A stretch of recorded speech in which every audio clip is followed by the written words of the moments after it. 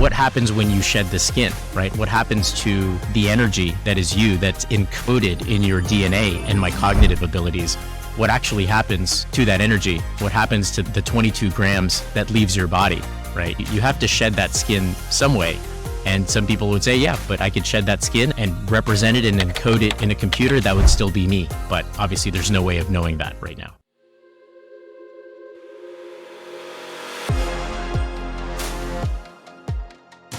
Hello. Welcome to Emergence Now. Get ready to have your minds expanded and your paradigms shattered. This is the Emergence Now. I'm Darren, your host, to the wonders of the ever-evolving world we live in. Thank you for joining us for this week's show. We truly appreciate it. I'm joined by my one and only and dear friend, Nikos. What's up, everybody? How are you? Doing well, my friend. Always well. I'm really blue today. I just noticed. I switched my black t-shirt, usually sticking with the Atomic Habits, but I think I switched it up too much. Now I'm completely matching with the background, but my creative director essentially had an opinion around switch it up every now and then. Okay, so every 6 episodes, I might switch it up. All right. So we'll know one more on the 6th episode. All right. So today before we jump into that, Nix, I was thinking about AI, right? We're doing this series on artificial intelligence. And I thought, okay, what is the mother of all dichotomies, right? When we think of dichotomies, I mean, AI is there to solve really hard problems that we can't solve, right? So when we think of really hard problems, the ultimate dichotomy, I've got one for you. You ready? I'm ready.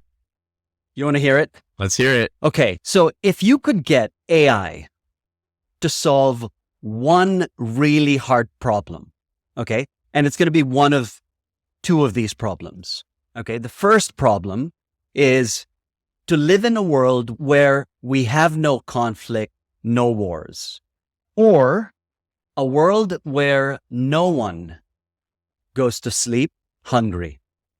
So we've solved world hunger. And you can only solve one of 2 problems. What would it be? I absolutely love this question. Is it okay if I pose a question to you back first before I answer? Sure. Of course. Let's hear it. What is the opposite of war? I think the opposite, what do most people say? So the obvious answer is peace, right? Yep. I don't think it's peace. I think the opposite of war is love. That's what we need. We just need more love. I love it. Okay. I actually think... So peace is neutral, right? Peace is neutral. Absolutely. That just means that war doesn't exist, but I believe that the opposite of war is actually prosperity.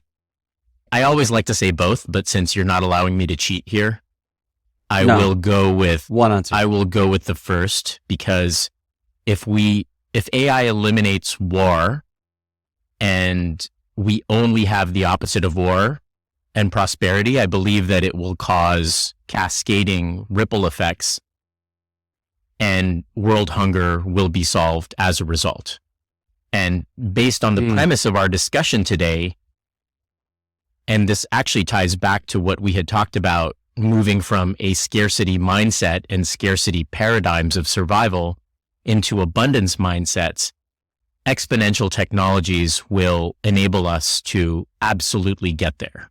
So if we solve the first and we can allay from anybody's minds that we're not going to destroy ourselves, then I believe we can concentrate and focus our efforts on more important things, like basic things like feeding everybody, making sure everybody's provided for, safe, and loved. So yeah, I would probably lean toward the first. It's moments like this where I think you're actually an AI, because you actually solve 2 problems with one. If the opposite of war is prosperity, then you solve both problems. Absolutely. Beautiful. Absolutely.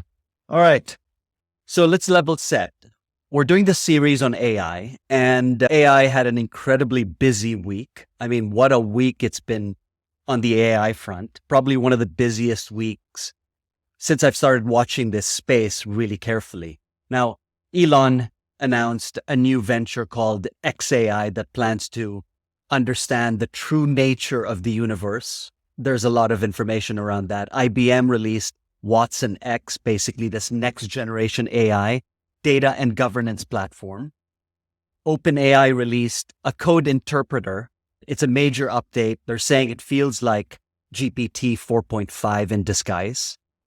Bard released 40 new languages that support Google Lens and text-to-speech. Microsoft had an announcement as well. And so there's a bunch of announcements on AI, and the space is moving really, really fast, which is why today we're going to be discussing accelerating change. And we want to reestablish one key point. So when you think of AI, there's a great deal of fear around AI.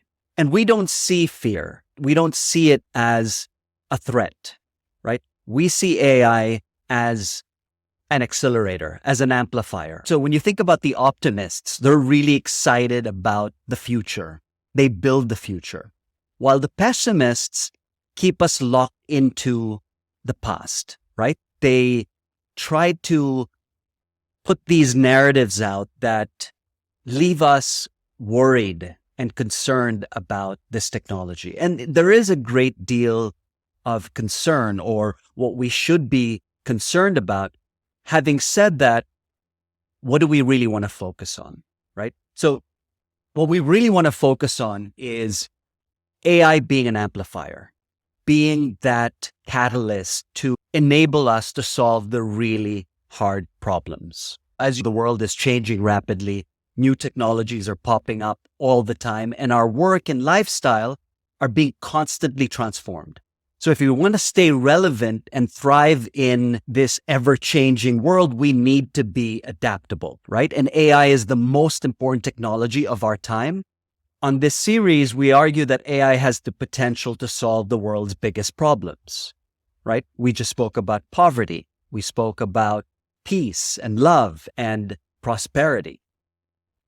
So today we want to talk about this concept of accelerating change. Let's start by defining what is accelerating change. Nice. For sure. That's a great place to start, Darren. Today, we'd really just like to build a case for how accelerating change, like you mentioned, could eventually help us lead to aspects of prosperity and solve the world's biggest challenges. And if we have time, we'll talk about how accelerating change could maybe even bring about things like AI sentience and things like that, right? We have to understand that innovation is happening as a result of lots of different interconnected fields. These fields include computer science, like we mentioned, but philosophy, cognitive psychology, really understanding what's going on in our brains, which we haven't understood for such a long time, and there's still so many mysteries around that. Neuroscience, and this whole aspect of the craft of futurism, which I dabbled in around 2017 to 2019 when I did my first Future of AI world tour. So let's start maybe by understanding these key concepts and then learning how they interrelate. So accelerating change. Let's take a look at this from a very basic premise. If you were to take, say you're standing on the ground and you have a line like right in front of you, and you were to take 30 linear steps forward, you basically get to 30, right? You'd probably get at the longest, probably around 50 meters or so for those that have really, really long legs. But if you take 30 exponential steps, you get to 1 billion. Now, think about how this starts to compound. You're basically taking the doublings of those steps. It's not 1, 2, 3, 4, 5 until you get to 30. It's 1, 2, 4, 8, 16, 32, right? So you're starting to compound those things. And this compounding is best expressed in the digital age. I first learned about the law of accelerating returns as this was proposed by Ray Kurzweil. So this is when I first got started in AI. It was when I first read his book, The Singularity is Near. It was 2007 or so, right when the iPhone had dropped. And it's essentially a concept that describes how technological progress isn't slow and steady, like I mentioned with these steps, but it speeds up over time. So imagine you're now on a treadmill, but instead of basically maintaining this constant speed, the treadmill just keeps getting faster the longer you run. That's pretty much how technology evolves according to this law. And the reason for that is because with every technological advancement, we basically gain a better understanding of the tools to create the next set of advancements. So think about the industrial era, think about cars, think about factories, think about the printing press. All of these innovations are basically emergent technologies and breakthroughs. And the cycle time it takes to get to that next phase shift actually gets shorter and shorter. So it's hard for us to see because it's all around us now in the digital age. But if you consider maybe how long it took from the invention of the wheel to building a car, it took thousands of years. But once we had cars, it took less than 100 years to go from that to inventing airplanes. And then in just over 60 years after that, we went from the airplane to landing the first man on the moon. So in a nutshell, this law of accelerating returns, as Kurzweil had described it, it is accelerating change. And it suggests that this pace of technological progress is speeding up and it's not slowing down anytime soon. So as we continue to innovate, we can basically expect that this trend will continue, leading to a ton more rapid growth and profound changes in our world. And AI is just right at the center of it. I look at accelerating change when I put on my entrepreneurial hat. And I think about accelerating change. I look at it from the lens of being proactive or being reactive.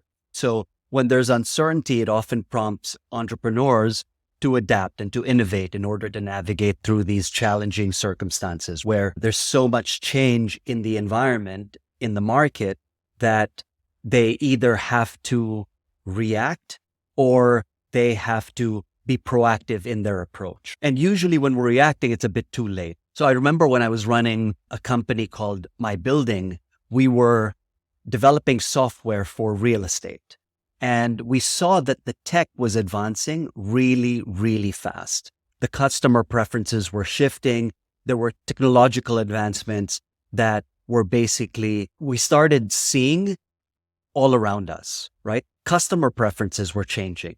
So customers basically were changing their driving habits. For example, customers started demanding more products to come to their doorstep.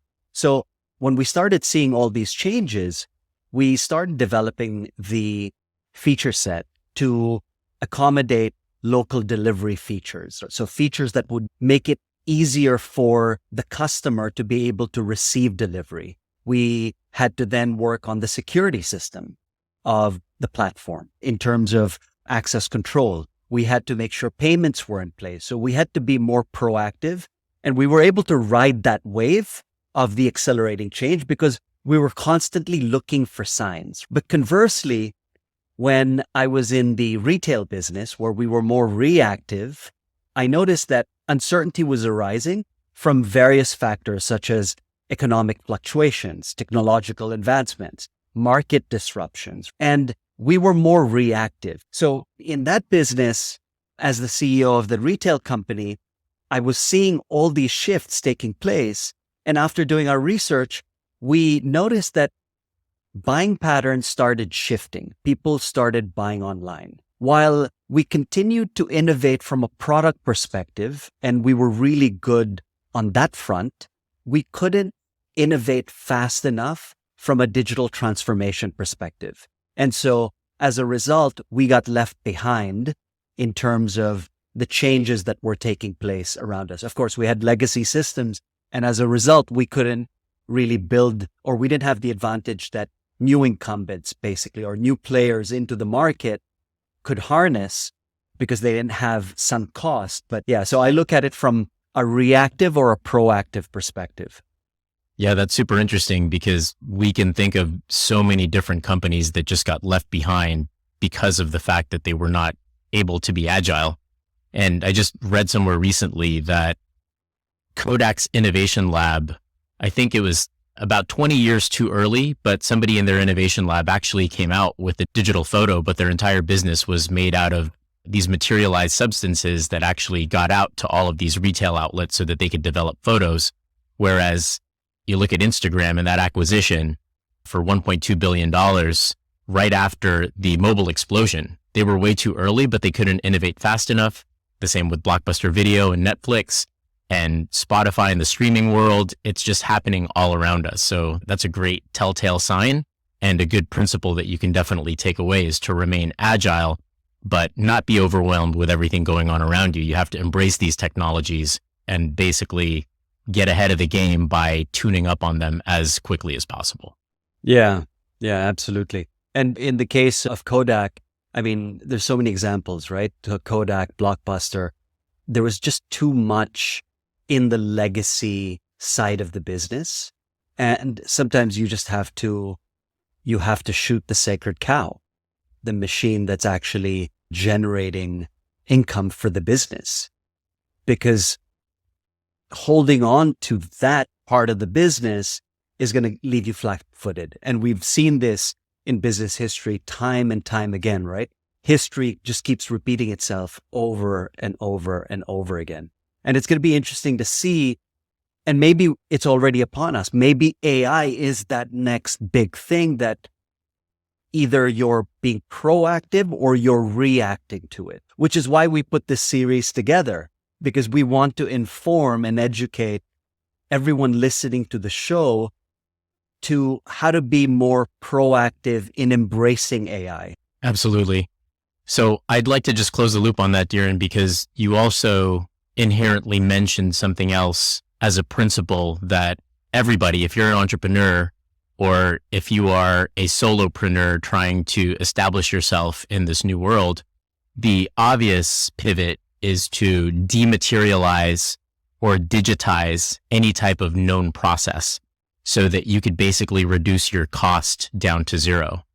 Because scaling that ultimately becomes the goal of every organization in the future, right?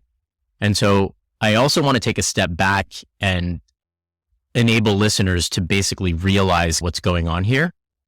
So there's this other law, and now we can get a little bit technical from kind of an economic and business technology standpoint. So Gordon Moore, he was the co-founder of Intel. So he originally stated that the number of transistors on a microchip would basically double approximately every 2 years, leading to this exponential increase of computing power. And this observation has held true for several decades, and it's been a driving force behind the digital revolution. So that is Moore's law. And now as we go into kind of the GPU market and era with NVIDIA and chips constantly being innovated, that's where we are right now, right? So GPUs, graphical processing units, are basically the backbone of AI. And the reason why you can train all of these large language models with so much data, all of these deep learning networks, all of it is powered by these GPUs, right? So when we talk about this longer scale, now I want to get into expanding this a little bit, looking at the 100-year version of Moore's law. It's extending this concept beyond just transistors on a chip to a much broader view of computational power over the last century. So if you look at this graph, it's a logarithmic scale, and basically the graph shows the best price performance computer of their day. And again, this goes beyond just semiconductors, which we can get into, but this chart includes the mechanical device that took the census in 1890. It shows the relay-based computer that cracked the Nazi Enigma code in World War II, the vacuum tube-based computer that predicted Eisenhower's win, and now into the modern semiconductor era as we know it today. So interestingly enough, when Gordon Moore first looked at this in the semiconductor era in the 60s and 70s, what he actually observed was a refraction of a much longer and profound trend that the price performance of computation has been doubling for as long as we've been able to measure it. And imagine why we're experiencing all this change today. It's actually because of this refraction that he observed. Very powerful. So what are the implications of Moore's law for entrepreneurs and leaders And people who may not be an entrepreneur or someone who is just listening to the show, what are the implications of Moore's Law? Hey there, we're taking a quick break from the show to let you know that if you'd like to invite Dirain or Nikos to speak at your next event on topics ranging from emergence and the inner game to the future of AI, we've got you covered. Simply email us at info@emergencenowpod.com. Once again, that's info@emergencenowpod.com. Now, let's dive back to the show. Absolutely. So I tie Moore's Law itself to this element, this attribute of exponential organizations. And exponential organizations means that through this law of accelerating change, through this law of abundance, you could do a whole lot more with a whole lot less because of computation.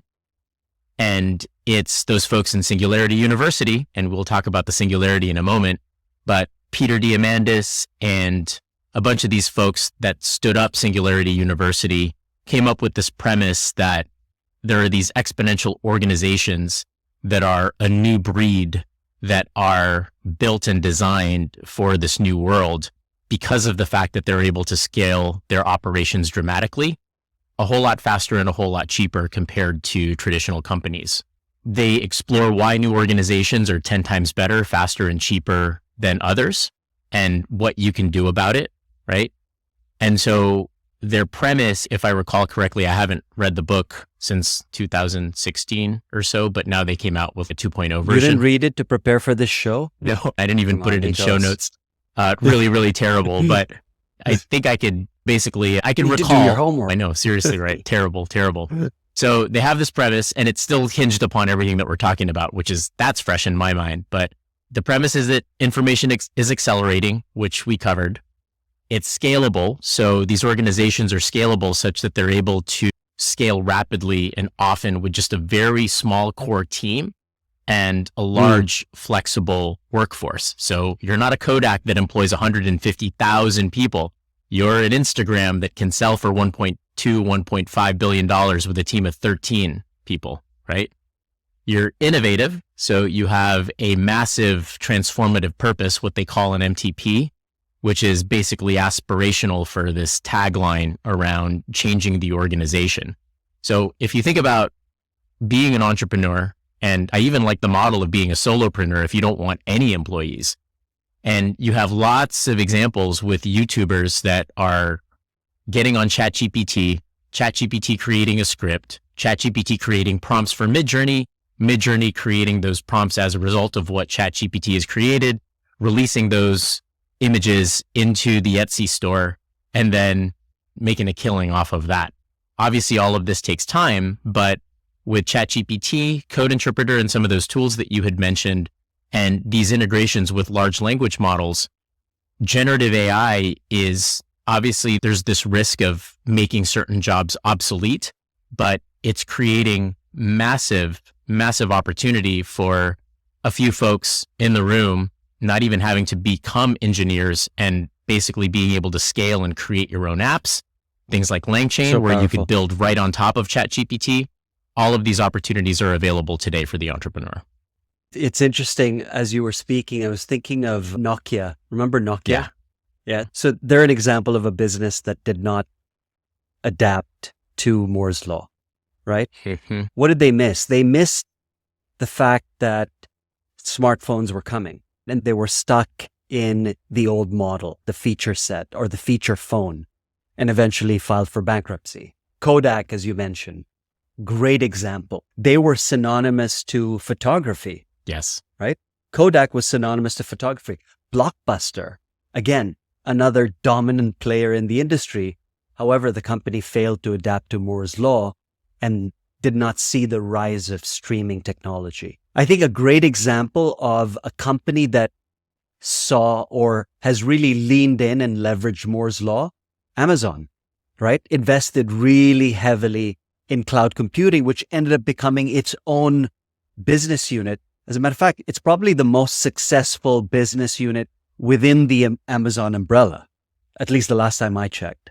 And again, Netflix, right? So, but again, there's this challenge of companies that are not able to transition. They're not able to see it because they're so wedded to the current model that they've built from scratch. And there's so much sunk cost in that model that they end up becoming blinded to the shifts happening in the market. Yeah. And that's the sunk cost fallacy too, right? It's like, Yeah. do I keep going with what I've already built such that now I'm tunnel vision because I've invested all of this cost, or do I pivot? But most of these companies, they can't pivot quickly enough. And that's why I'm so fascinated by software in general, is that you can pivot, you could change your go-to-market very quickly just by revising your website, tweaking the product a little bit. And obviously you have to frame it in a way that makes sense for somebody to adopt it or be willing to whip out a credit card at the B2C level, or be willing to sign a long-term MSA at the enterprise SaaS level, and then have those terms of service validated by a business model that actually works to solve a very sophisticated problem. But back to your point about Amazon, what's interesting about that model is Bezos was astute in revolutionizing retail and transforming e-commerce. And he was arguably one of the forefathers of e-com in general, to the degree in which it really massively scaled. But what did he focus on? He focused on customer delight and the focus on customer satisfaction. The soft stuff. And in particular, removing every single friction point in the entire process. And that was completely embedded in the product, like one-click purchase. I don't even want to think about this. It's like, let's remove every single barrier that you have. If you think about the traditional marketing funnel where you have to do the 4 Ps of marketing, that's like ancient: promotion, the funnel management, awareness, purchase intent lift, and all of the campaigns that you have to drive in order to get to conversions. If you eliminate all of those things and say, oh yeah, I need that, boom. And there you have it. And he's been able to scale that massively. And guess what he's doing in his warehousing operations as well with AI, right? He doesn't have people. He has very little people working in those warehouses. A lot of that is bot controlled logistical operations that are now being stood up. So that can definitely plant the seed for our next discussion. But yeah, it's super interesting what Bezos is doing. Uber, the same. Airbnb, dematerialization of all of these different things and giving the choice to the user, the democratization of all of these tools where you have abundant choice, and again, removing those friction points from the process. Yeah. And so you touched on exponential organizations, right? Now, how can we make this applicable to listeners who are listening to us right now talk about exponential organizations that may say, you know what, I'm not part of an exponential organization. I'm a solopreneur or an entrepreneur, right? How can I leverage or think about Moore's Law in my business or in my project or in my passion project? Yeah, absolutely. If you are that solopreneur, we touched on it a little bit. You're using generative AI already, I assume. Lots of people that are creating content that want to scale massively or have ChatGPT assist them in the creation of new products. You could actually go into ChatGPT right now and you can enter a prompt. And the one that I was playing with over the weekend was, if I were to create a new design studio for futuristic products, an infusion of products of using completely natural organic materials, how would I do that? You could enter specific prompts into ChatGPT that would prompt you.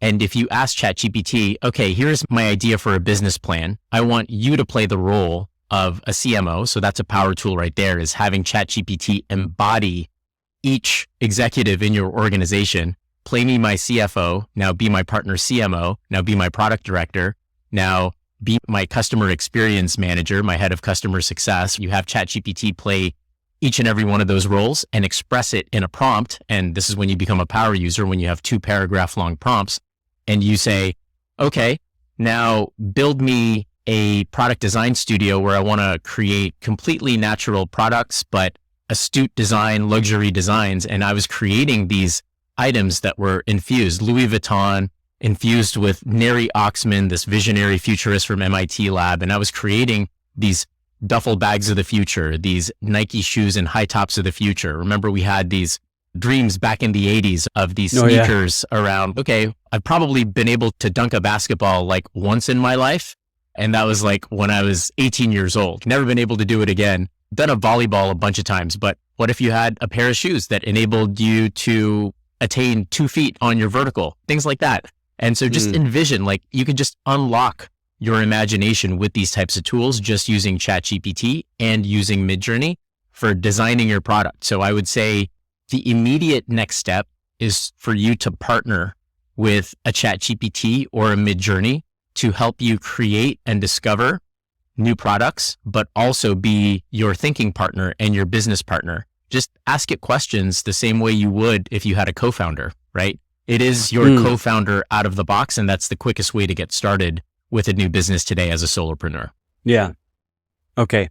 Now, if everyone's using ChatGPT, right? If we're all using it, then what is the X factor for solopreneurs, entrepreneurs who are all using this? Let's say my competitor's using ChatGPT, right? How do I get an edge on my competitor who's using the same tool as I am, other than, prompt engineering from a Moore's Law perspective? I think we always get, and as a marketer, and I've been a long time marketer, that is the main question, right? And I think this kind of digs in deeper into identity. And I've always wanted to ask the question, what makes us different? What makes me different? What makes this product different? What makes this go-to-market different? And differentiation is very, very hard to achieve in a marketplace that's busy, that's saturated. If it's a known problem, somebody's out there solving it, right? And so I tend to get hung up on that. We as marketers tend to get hung up on that. But if you look at even very, very highly commoditized spaces, pick any industry and look at how busy it is. Pick any SaaS industry like business intelligence and analytics, look how busy it is. Look at back-end cloud infrastructure, look how busy it is. Everybody finds their way and finds their niche by just getting into market. Your differentiation is embedded within your DNA as a person, and you will inherently be different just by building something. And getting to market is very tough in that way. Yes, you could use ChatGPT to help you differentiate, but I think the users that find new ways to craft that prompt in a way that just elevates the game in so many different levels, then that's going to be what makes you different. And ultimately, that's what AI is going to do. Like we mentioned before, it's supposed to enhance you and augment you as an individual. And your differentiation as a person needs to come out and needs to be embedded into this product. And that's going to be what makes you different. So what I'm hearing you say is it really comes back down to our humanity, right? Our identity. What makes us different? What makes me unique, right? And maybe a big part of that is understanding the problem. Maybe if I'm trying to solve a problem, maybe it's really understanding the problem better than my competitor does. Or maybe it's understanding what the customer really, truly wants. And then leveraging this great tool that is ChatGPT or Bard or Bing. We're not wedded to one tool, but leveraging AI systems to then help us create and bring to life the solution to the problem that we're trying to solve. So it comes back down to humanity. It comes back to us, not the tool. Yes. But how we use it. Absolutely. Absolutely. Yeah. So you mentioned singularity earlier. So this concept is something that every time I think that I have my mind around this concept, I've wrapped it around the concept, I'm actually always surprised by how big this concept is. So it's mind-boggling, right? So what is singularity? It's basically this hypothetical point in the future where technology reaches a stage of rapid, uncontrollable growth that's then leading to unforeseeable transformations in human civilization. So it was popularized by Ray Kurzweil in his book, So he's basically this renowned futurist. So he predicted that singularity will hit around 2045. And according to him, it will arise from the convergence of technologies like AI, nanotechnology, and a bunch of other technologies like biotechnology. But here's my favorite part. His argument is that singularity will have a positive impact on humanity. That's my favorite part. It's all about achieving superhuman intelligence and even conquering diseases. So let's talk about what that convergence of these technologies look like. So a key concept in singularity, picture this. So these technologies are not only advancing at an accelerated pace, but are also intertwining with each other. So this convergence that's happening is likely to give rise to even more powerful technologies that we can't even comprehend, that technologies that don't even exist today. So it's undoubtedly a complex and in some circles, a controversial topic, yet it's a concept that demands our attention because the potential implications are absolutely nothing short of profound. And it's crucial to be aware of them. So what does the future of singularity mean to you, Nikos? What do you see the implications of singularity? Yeah, absolutely. Being for us. Yeah, I love that. I love that. So I think you started with a really good foundational primer for what the singularity is. I'll just round out some of those things. So in physics, the singularity is basically the point where some property or quantity becomes infinite or undefined, right? It's the center of the black hole where gravity completely becomes infinite.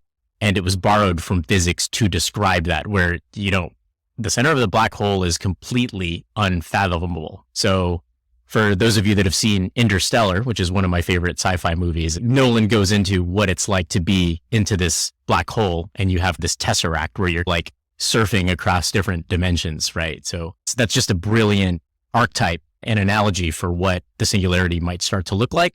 But it's really a point where the normal rules just don't apply anymore. So when you say Kurzweil talks about the technological singularity in his book, so he is talking about where the point at which tech growth becomes so fast that it's like the black hole. It's off the charts. It's uncontrollable. Like you said, it's irreversible. We're talking about a game changer, like a point where everything we know about life, the universe, and everything just completely flips. And his whole premise is that humans with augmented AI eventually transcend their own biology. Now, this has really deep implications, right? And based on what we said earlier in the show, it's really Moore's law and the law of accelerating returns that's driving this whole thing. And to your point, by 2045 or so, we're going to hit that singularity. Now, with everything going on, it might even be sooner. And then we can now start to talk about how we think of our own consciousness. And so in other places, in that same book, he mentions some key things that are happening in terms of implications to humanity. And this is what starts to freak people out. So let's just talk candidly about it. There is some kind of human-machine merger or human-machine symbiosis, which I continue to explore. And that's my whole interest is around technology's infusion with humanity. And again, the misconception is that technology is outside of us because it doesn't exist within our own skin, when really we were created from the same emergent substrate. We just spiraled off into different directions to create this technology. But now we can manipulate our own cells, our own DNA and things like that. But Kurzweil essentially predicts that humans and machines will eventually merge. And he believes that by the 2040s or so, these non-biological intelligences will match the range of human intelligence and then soar completely past them because of continuing acceleration in these information-based technologies. He also talks about nanobots in the brain, and Elon Musk is just running with this, right? So Kurzweil envisions the use of nanobots to travel into our brains, extend our mental functioning, interacting with our neurons, and these nanobots could essentially enhance our cognitive capabilities, improving our memory, even allowing us to enter completely immersive virtual reality environments from within our own nervous systems. And then the one that's the most controversial is Kurzweil has famously spoken about this concept of transhumanism, his belief in basically achieving immortality itself, and suggesting that these advancements in biotech and medicine could freeze the process of aging, and it could unfathomably cure all diseases, allowing humans to live indefinitely. And then even beyond that, think about even beyond that, there's one more step beyond that. And this is where it gets wild. There's more. There's one wild point, and then I'll let you react to it. The last one is the possibility of uploading our consciousness onto non-biological substrates. So literally taking my cognitive substrate, my likeness, who I am, and then uploading it into a laptop or a system so that I could be a completely virtual copy of myself, thus achieving digital immortality, right? But I like the more practical. Digital, yeah. So it's digital immortality. It's digital immortality. So it's my cognitive self, and there's that Johnny Depp movie that explores that. But I like the more practical examples around economic expansion. I like the impact on work. And of course, I love the health and medicine use cases the best around biohacking, longevity. I don't need to live forever. I just live for a long time with a high quality of life. I don't want to be in a wheelchair for the last 5 years of my life and bedridden. I just want to lead a very, very high quality of life up until the point where I can't live well anymore. Then you can take me, then you can upload my consciousness into my mobile phone. Yeah, but then who benefits from it, right? Who benefits from our consciousness being uploaded to the cloud? When we're long gone, who benefits from it? I think what you're suggesting is that the people that are left around would benefit from it. So you don't experience that tragic loss and suffering of a loved one. You will always have their likeness materialized, even though it's not really them. I'm sure people would settle for their likeness in an AI version if they could still interact with that person. And this gets into a super interesting topic of how people are starting to anthropomorphize AIs, even though they know that it's not real. They're having legit connection, very connective conversations, very intimate discussions with it. And, it's a fascinating space. And we discussed this in our previous episode, Self-Development in the Age of AI, that people are having these intimate conversations. It's not a real human, but if it's behaving like a human, or if it's simulating this type of deep conversation, then it's adding value in some way. Would you personally benefit from you uploading your consciousness into a laptop? No, because you're not Diren 1.0 anymore. You're Diren 2.0. It's like the 1.0 is going to be gone. And this gets into very interesting metaphysical topics around what happens when you shed the skin, right? What happens to the energy that is you, that's encoded in your DNA and my cognitive abilities? What actually happens to that energy? What happens to the 22 grams that leaves your body, right? You have to shed that skin some way. And some people would say, yeah, but I could shed that skin and represent it and encode it in a computer. That would still be me. But obviously there's no way of knowing that right now. Unless I can create a number of different copies of my consciousness and find a way to actually multiply it, because there are multiple copies of it, right?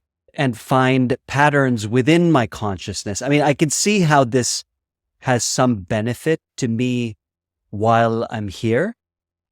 But once I'm long gone, what happens to memories if people who we leave behind can still interact with a version of us? It's fascinating. I think this is an episode in itself. But in embracing singularity, so essentially what's happening is humanity is being catapulted into an era of evolution that's unimaginable. This is something that I can barely wrap my mind around, because we're no longer going to be confined by our biological constraints. Yeah. And so the singularity holds within it the power to forge this utopian realm. You're talking about something that is so utopian, right? Where poverty, hunger, disease, trauma are mere relics of the past. Yeah, absolutely. And I think the reason why we're now in untreaded ground and territory is because now we're in the realm of subjective consciousness. And we get into these wild theories around the simulation hypothesis and how we're all connected. And that's why it's easy to misconstrue a lot of these conversations, and they often move from technological materialization and into the realm of spirituality, such that people often mistake the singularity for kind of like this divine, godlike substrate. And I think that gets very confusing for people. But it's also really difficult because we're talking about consciousness and sentient AI, which we can definitely touch on here, it's complex because consciousness has puzzled philosophers, cognitive psychologists, neuroscientists for centuries. We still don't have one solid premise that everybody has consensus around. And that's because consciousness is associated with self-awareness. It's associated with the ability to suffer. It's the ability to have subjective experiences, the capacity to perceive and interact with the world. But these definitions are often super, super subjective, and they vary across different cultures, philosophical traditions, your own personal experience. And then in the context of AI, consciousness is really even more difficult to define. So some researchers argue that consciousness requires biological processes, and that's only found in living organisms, and you can't replicate that in silicone. And then others suggest that consciousness could emerge from these complex computational processes. And now we're getting into what emergence actually is. And so with that, I'll just break it down by calling out one thing, because a lot of philosophers and cognitive psychologists have at least defined in some way what they call the hard problem of consciousness. And it was coined by David Chalmers, I believe, in 1995. And it refers to this question of how and why we have qualitative subjective experiences or phenomenal experiences, qualia, as we call it. And so the hard problem is essentially about understanding why physical processes in the brain give rise to consciousness. It's about why and how these arrangements of matter, like the brain can feel pain, it can taste chocolate, it can experience the color red. And then, for example, we know that certain wavelengths of light result in a person perceiving the color blue, but we don't understand why or how this perception of blue arises from those physical processes. So it's really tough. And you can deduce it to something very simple. It's like, you, Darren, you're talking to me right now, but I don't actually know if you're conscious. I have no idea. I only know my own personal consciousness. So it's very subjective. And now this plants the seed for bigger transcendent discussions around the world. And if this world is indeed a simulation, technically it is, because I'm simulating it in my mind right now. It's representing the real world, and I have all of these input receptors like we mentioned before, but I can't confirm that you are having the same experience as me, only by what you tell me. Yeah. It's so interesting how AI is bringing a renaissance to philosophy, right? It's sparking all these intense debates about, it's starting to challenge traditional concepts like consciousness, or blurring the line between human and AI, right? It's raising questions around free will, and it's starting to offer us valuable tools for philosophical inquiry. But when I read this, what the skeptics have to say, they view AI as a helpful tool, but not as a transformative entity for philosophy, because the purity of philosophy is being lost when we start talking about consciousness, free will in the context of AI, right? We're now losing touch to a certain degree, as we know it today, to humanity. They argue that it lacks the deep understanding and that holistic perspective that humans bring to the table. So, I mean, the debate is raging. It continues on both sides, presenting very compelling arguments. Have you seen this movie, Mission Impossible? Not the new one. I haven't seen the new one yet. So it's called The Entity, right? And it's a sentient, self-aware AI that's been created by this government agency. I'm not going to give it away. No spoilers here. So keep listening. So the entity basically is incredibly powerful, and it has access to all of the world's information and communication networks. And Nikos, it can manipulate people and events at will. And it's even capable of creating physical bodies. So what's really interesting is that because it knows everything and it has access to everything, it can actually predetermine what's going to happen next, right? So humans, essentially, if our consciousness has been uploaded and this entity has access to the world's information, then it can actually predict what you're going to be doing next, what time you're going to have that next cup of coffee, or what you're actually going to wear on the next episode, right? Which is really fascinating. So basically, this entity believes that humanity is basically a threat to itself, and it's determined to wipe out humanity in this movie. It's a really good film. I highly recommend it. Check it out when you guys. I'll check it out because Tom Cruise is GOAT in a lot of ways, and I respect his craft regardless of what he's done in his personal life. He is GOAT, I believe, in that realm. But the way that you're describing it to me sounds kind of cliche, to be honest. That has been... It is? Yeah, that's been the vision of the sentient AI. It's like, okay, once it's connected to the internet, it's going to destroy the world. It's going to do all of these things. Westworld explored it. Terminator has done this flavor in some way, shape, or form. I'm trying to figure out if it, like, where's the originality? So without let me spoiling, ask you this. Without spoiling, okay, hold on. tell me. Let me What? me ask you this. Okay. Yes, it's cliche. We've seen these movies in the past, but we've never seen a movie like this in the context of everything that's happening around us in AI. Like now people can actually truly wrap their mind around, okay, you know what? That is possible, right? While in the past it was borderline sci-fi. Sure. Now I can actually watch that movie and think, oh, wow. I mean, that's highly probable. You think so? Come on, man. Yeah. You're a techie. Firewall systems, high security systems. So if you think that through, and I don't want to go through this exercise like fully on this call, but I am much more worried about humans misusing AI for different types of poor intensive purposes rather than an AI taking over and experiencing a misalignment problem. Just because of all of the technical rigors it takes to actually build that kind of system that is, I mean, you know how hard it is just to integrate two pieces of software that don't have specific API connectivity or business logic hard-coded within those specific systems. So from an engineering perspective, it's very, very difficult to do so. But again, maybe the AI starts to create all of these planks and APIs like on the fly. So possible, but not probable, in my opinion. Yeah. So let me clarify. I don't mean an AI that takes over the world. What I mean by highly probable is that it can create deep fakes that are indistinguishable from real people, right? And we're seeing that now, but it's still not quite there yet, right? Okay, that's new. It's something that can hack into any security system, literally any security system. Okay, that one's huge because that touches on what we did talk about earlier. And that can actually be used for good.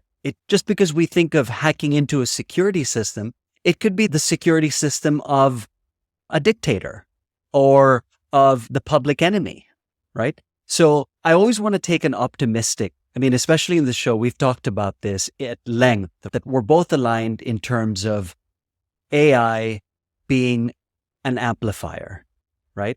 Or another example, being able to access and control computer systems all around the world, right? Yeah, firewalls, but what are firewalls when everything is connected, right? So in the movie, they basically show how they need to have a mirror of all the data that they have in one of the, I think it was the CIA, and they created a copy of it because having it online basically gave this sentient AI access to literally all the intel that this agency had. So I do agree with you, highly improbable, but there are aspects of it that I believe are around the corner. It's going to happen. Yeah. So once I realized that the finer point around deep fakes, that I do believe is an emerging threat. And so where lawmakers, litigators, government agencies, God forbid, politicians who have no understanding of this technology whatsoever, they need to implement regulations to essentially make it illegal for AIs to represent humans. I think you just got to draw a hard line somewhere with that, because to your point, if that is the case, you could absolutely replicate my likeness and go to my mom and say, hey, mom, I really need your social security number, your bank account information, all this, I'm in trouble. And that's quite possible with deepfakes and GANs these days. And so illegitimate representation of a human from AI is unethical and it's immoral, right? But as I say that, I realize there's probably some utilization on the flip side for, and I can't think of any on the spot, but there's probably, that'd be a good exercise for us, is to think of reasons to use deepfakes for good, right? Because once you create that opposite, when somebody has misaligned intent or poor intent of deepfakes, it creates the opposite space, which is somebody's going to think of some way to use it to combat evil in that same way. Yeah, definitely. Definitely. All right, Nikos, we've covered a lot of ground on the show. So in terms of next steps, this is going to be the last episode in our series, but we're going to keep circling back to AI because of the rapid, accelerated change that's taking place in this space. So we're going to keep coming back to it. Before we wrap up, do you have any thoughts that you want to share with the listeners from the perspective of this 3-part series that we've put together on AI? Absolutely. I think we've covered a lot of ground, starting with the very base level of defining what artificial intelligence is, to understanding our own intelligence and understanding our consciousness, to machine learning, to some of the nuts and bolts about AI. And then we've also covered generative AI, how to use ChatGPT for more practical and principled purposes. So I would just plant seeds for the future, because this is ultimately an interdisciplinary craft, and all the way to the other end of the spectrum, talking about the emergence of AI consciousness, which continues to be interesting. So please tell us what you're most interested in exploring, and we can continue to unpack that. I'll just say that AI systems will become more complex and sophisticated. And ultimately, whether or not they start to exhibit properties that we associate with consciousness or sentience, we have to just be cognizant and careful of how we communicate to one another, and just expressing the positive intent around building these tools with efficacy, with ethical consideration and moral intelligence. And most of all, if we could build these systems with emotion and love, that is really the way to go. And ultimately, that's what we can come away from this is, let's build these systems with love, and let's express some really good, positive, abundant intent for everybody. And that way we can move into an age of exponential prosperity. Beautiful. So the rapid pace of technological change is both a challenge and an opportunity, right? We've been focused on the opportunity, and we want to continue focusing on the opportunity. It is a challenge because it requires us to be constantly learning and adapting. We have to constantly be learning and adapting. However, it's also an opportunity because it allows us to do things that we never thought possible. I'm excited to see how technology will continue to change the world in the years to come. So we believe that the future is full of possibilities, right? We are living in a time of, this is unprecedented, right? The technological advancement, which means that the possibilities for the future are really truly endless. Because if we can use technology to solve some of the world's most pressing problems, which is how we started this conversation, such as poverty and having peace in the world, then humanity gets this exponential upgrade, right? And today we are more connected than we ever have been. The internet has made it possible for people from all over the world to connect. Nikos is in Chicago. I'm in Dubai. We're collaborating to create this show. It means that we can share ideas and resources more easily than we ever have, right? And so that means we're empowered more than we ever have been. And technology has given us the power to be our own bosses and to create our own businesses. This means that we have the opportunity to shape the future of our own lives. But the most critical aspect is to be adaptable and to be curious. So thank you for listening to today's show and to the series. And if you haven't heard the previous episodes on this AI series, I highly recommend you go back and listen to the previous episodes. Thank you once again for joining us every week. This is something that we're truly honored and grateful by. And we'll see you on the next episode. Bye for now. Thank you for tuning in to Emergence Now, where we explore the emerging trends, technologies, and ideas that are shaping our world today for you to discover yourself. We hope you enjoyed this episode and gained valuable insights that you can apply in your own life. If you want to stay up to date with our latest episodes, be sure to subscribe to our podcast on your favorite platform. And don't forget to follow us on social media, where we share additional content, engage with our community, and keep the conversation going. Thanks again for listening to Emergence Now, and we hope you'll join us for the next episode.